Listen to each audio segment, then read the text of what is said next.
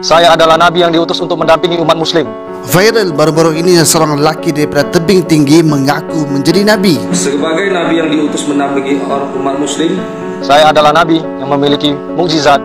Yang lebih parah lagi, dia akan membubarkan agama Islam. Maka tiba saatnya saya harus mengabarkan pada dunia untuk segera membubarkan agama Islam. Kita akan share dalam video kali ini siapa Muhammad ini dan menyangkal segala dakwaannya. Assalamualaikum warahmatullahi wabarakatuh. Sahabat semua, apa kabar? Semoga sehat selalu dan diberikan kebaikan dunia dan akhirat dan diberikan kefahaman dalam agama. Sahabat semua, baru-baru ini pada bulan Ramadan tahun ini muncul seorang lelaki yang mengaku menjadi Nabi, bahkan menyuruh umat manusia mengikuti perintahnya kerana dia katakan dia mempunyai mukjizat yang luar biasa. Saya adalah Nabi yang diutus untuk mendampingi umat muslim. Saya adalah Nabi yang memiliki mukjizat. Makanya dia akan menghapuskan Islam dan membawa agama barunya. Seperti apa videonya? Jom kita tengok sama-sama. Hari ini tanggal 18 Maret 2024, saya Janes Kilondias. Saya adalah Nabi yang diutus untuk mendampingi umat muslim. Saya adalah Nabi yang memiliki mukjizat multi super telepati, yaitu di mana penglihatan, pendengaran, pikiran, rasa, dan suara hati saya terhubung secara permanen dengan manusia lainnya. Pada hari ini, setelah melewati proses yang panjang, maka tiba saatnya saya harus mengabarkan pada dunia untuk segera membubarkan agama Islam sesuai dengan petunjuk dari Tuhan Yang Maha Esa yang telah kita terima bersama dalam 2 waktu, yaitu berupa wahyu atau firman atau pesan spiritual yang diturunkan pada tanggal 29 November 2020 yang berisikan notabene, dan 19 Februari 2021 yang berisikan asimilasi. Demikian kabar ini saya sampaikan demi kepentingan seluruh umat manusia. Manusia sejati adalah manusia yang patuh akan perintah penciptanya, yaitu kepada Yang Maha Kuasa. Sahabat semua, video itu direkam di kawasan Padang Golf dan lelaki itu bernama Janes Kilondias, yang mana video itu dimuat naik melalui akaun Facebook yang bernama Nabi Janes pada 18 Mac tahun 2024 baru-baru inilah. Dan antara agenda besarnya ialah dia ditugaskan untuk membimbing umat Islam, dan juga antara poin ucapannya ialah yang pertama, dia mengaku sebagai Nabi. Daripada dakwaannya sahaja kita dah boleh tolak awal-awal, sebab Allah berfirman Nabi Muhammad adalah penutup segala Nabi. Sebagaimana firman Allah Subhanahu Wa Taala, "Ma kana Muhammadun aba ahadim min rijalikum walakin Rasulullah wa khataman nabiyyin wa kana Allahu bikulli syai'in alima." Yang bermaksud Muhammad itu bukanlah ayah daripada salah seorang lelaki di antara kalian, akan tetapi baginda adalah utusan Allah dan penutup nabi-nabi, dan Allah terhadap segala sesuatu maha mengetahui. Dan ia juga ditegaskan oleh baginda Nabi SAW dengan sabdanya, "Wa ana khatimun nabiyyin la nabiyya ba'di." Yang bermaksud baginda Nabi SAW adalah penutup nabi-nabi, tidak ada lagi nabi sesudah Nabi Muhammad SAW. Daripada dalil dan bukti ini, siapapun yang datang, apapun kelebihannya, tinggi manapun jawatannya, banyak manapun hartanya, bila dah mengaku menjadi nabi, maka ia adalah ditolak, dan kita wajib menolak. Sebab ia dah bercanggah dengan ajaran Islam.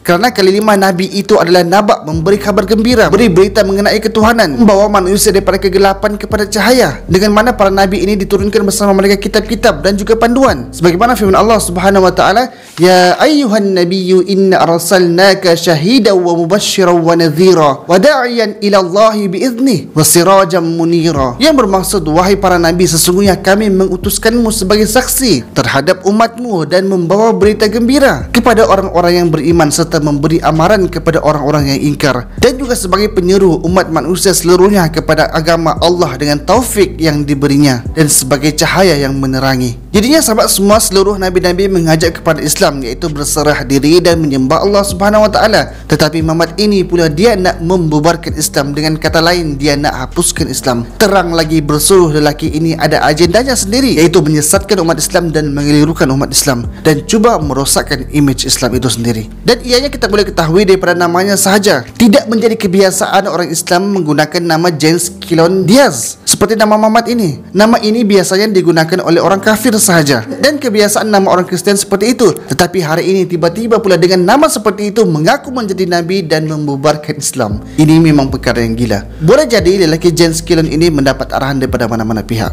Yang kedua, lelaki ini mengaku dirinya memiliki mukjizat dengan boleh mengetahui segala benda hanya menggunakan telepatinya. Bahasa mudahnya, dia bersatu dengan semua manusia di muka bumi ini. Dia mengalahkan superhero lah. Tetapi kalau kita tengok video tadi, Muhammad ini pun nak membuat pengumuman masih menggunakan teks dan tidak lancar. Sedangkan salah satu sifat para nabi ialah bila mereka berbicara lancar dan memberi kesan yang dalam kepada pendengarnya. Tapi Muhammad ini jenis yang membaca apa yang ada di hadapannya, di mana penglihatan, pendengaran, pikiran, rasa. Bagaimana mungkin boleh memiliki mukjizat mengetahui semuanya, sedangkan memberi ucapan sahaja memerlukan kertas untuk bantuan?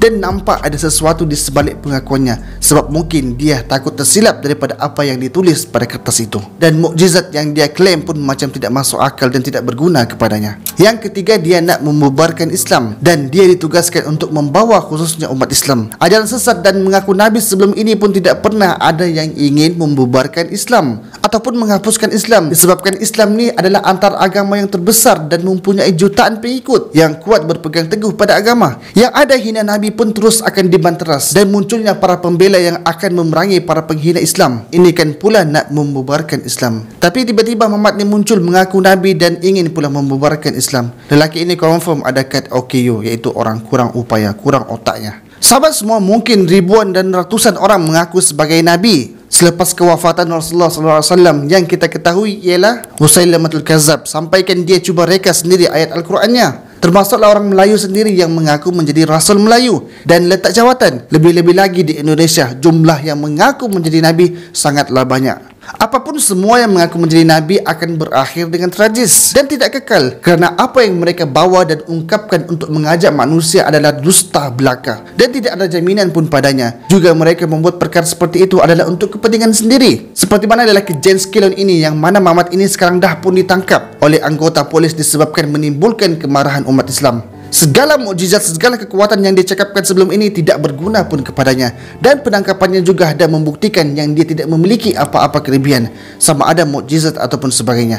Masa depannya sendiri pun ia tidak dapat jamin, ikan pula nak bawa umat Islam kepada ajarannya. Sahabat semua, seperti biasa kejadian ini berlaku di Indonesia, dan makin sering pula kejadian seperti ini berlaku, seakan-akan dibuat-buat silih berganti. Bagi pendapat saya sendiri, adanya misioneri ataupun yang merancang untuk melakukan seperti itu. Sama juga lah halnya di Malaysia, pastor, pendeta sibuk nak minta hak penggunaan kalimah Allah dalam Bible, terutamanya di Sabah dan Sarawak. Tetapi bila ada penghinaan kepada kalimah Allah, mereka diam seribu bahasa, berpeluk tubuh. Hanya sahaja umat Islam yang berani memperjuangkan dan membela kalimah Allah itu sendiri. Sebabnya satu sahaja, iaitu jelas kalimah Allah bagi umat Islam dan kalimah Allah bagi orang kafir adalah sangat-sangat jauh berbeza. Bagi umat Islam, meskipun ia hanya sekadar kalimah, tetapi ia wajib dihormati dan diletakkan di tempat yang sepatutnya. Berbeza bagi kafir, mereka hanya menganggap ia hanya sekadar nama. Begitu juga kalau ada isu mengaku menjadi Nabi, lebih-lebih lagi ia diarahkan kepada umat Islam,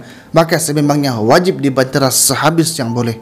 Kerana itu adalah tanggungjawab kita semua. Jika orang itu Muslim, maka bertaubatlah. Selagi dia masih bernafas, maka ada kesempatan lagi baginya untuk berubah. Jika dia kafir, maka usahlah buat seperti itu. Carilah kebenaran, carilah hidayah dan kajilah agama anda. Juga kajilah Islam. Dan untuk pengetahuan sahabat semua juga, Islam ini dah sempurna sebagaimana firman Allah Subhanahu wa taala, "Al-yawma akmaltu lakum dinakum wa atmamtu 'alaikum ni'mati wa raditu lakum al-Islam madina." Pada hari ini telah aku sempurnakan untuk kamu agama kamu, dan telah aku cukupkan kepadamu nikmatku, dan telah aku redai Islam sebagai agamamu. Jadinya Islam dah sempurna, tidak perlulah lagi nak memandai-mandai, nak ubah, nak ajar, nak mengaku dan sebagainya hanya untuk menyesatkan dan mengelirukan umat Islam sendiri. Tidak perlu. Kalau anda buat juga, maka golongan seperti ini wajib diperangi dan dibanteras.